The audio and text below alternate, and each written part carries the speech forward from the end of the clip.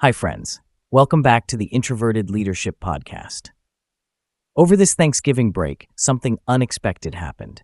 For the first time in months, I felt still. No pings, no calls, no back-to-back meetings, just a little space where the chaos of hybrid work finally loosened its grip, and there was room to think again. And in that quiet space, a reflection surfaced. It wasn't about the project I'm leading or the deadlines waiting for me next week. It was about something deeper. Something about growth. It took me back to a conversation I had with my boss not too long ago, one that stayed with me far longer than I expected. He said something that made me pause. He said, "You're incredibly adaptable. You can drop into any environment, adjust your style, learn fast, lead effectively, no matter the industry or the framework." And he's right. That has been my entire 18-year career. I was the one who could fit anywhere. I was the one who could make things work. The chameleon PM. But then he added, to go further, you need to sharpen one thing. The thing you want to be known for. The one thing you can grow and repeatedly deliver with mastery. And somehow, that sentence didn't just land in my mind. It landed somewhere deeper. Because when he said it, something clicked in a way that I didn't fully process until Thanksgiving morning, staring at my coffee, enjoying the silence. What is that one thing? What do I want to be known for? What's the skill, the strength, the capability that feels so natural, so energizing, so aligned that it could become my anchor? And that word anchor stayed with me. It made me rethink the classic T-shaped leader idea we've all seen in leadership frameworks. You know the one, the horizontal bar for breadth, the vertical bar for depth. But as I sat with it, I realized the textbook version doesn't tell the whole story. Because in real life, careers don't grow in straight lines. They grow in seasons. Some seasons expand you outward, some stretch you inward, some force you to adapt, some push you to define yourself. And as I traced back the arc of my own career, all the industries, the transformations, the ways of working, I realized I've built the breadth, the wings, but the depth, the anchor, that's what I'm stepping into now.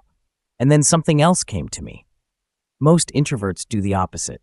Most introverts start with the anchor. They grow in depth first, mastery, clarity, precision, expertise. That's their safe zone. That's where they quietly excel. But when it's time to grow the wings, visibility, influence, communication, storytelling, presence, that's when things get harder. That's when many of us feel stuck. Because the moment you try to grow wings, you enter a crowded space, a loud space, a space full of extroverted energy, quick opinions, fast reactions, high visibility. No wonder so many introverts feel trapped at a certain stage of their career. Not because they lack capability, they have the anchor, but because they struggle to show it. And as I reflected more, something interesting emerged.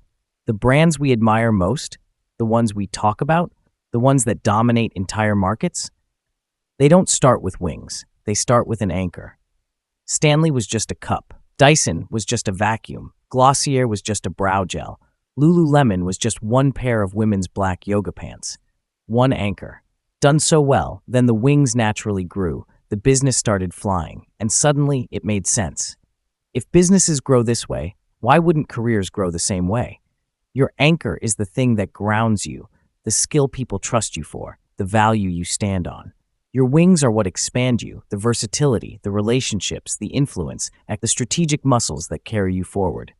And in today's leadership landscape, especially in project leadership, this T-shape matters more than ever. Because project management is no longer chasing tasks and updating status reports. It's not just about overseeing a team or managing timelines. That was the old world.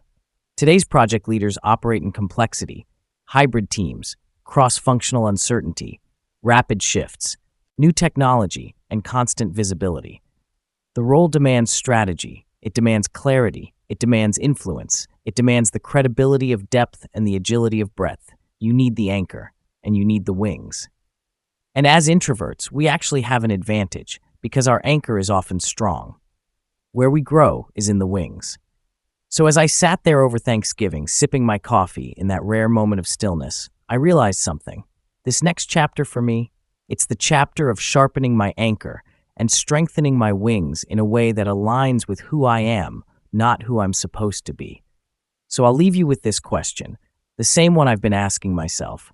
What is your anchor? And what wings do you need to grow next? Because your career isn't just something that happens to you, it's something you design, intentionally, thoughtfully, quietly, one choice at a time. Thank you so much for listening today. If this reflection resonated, share it with someone who needs it.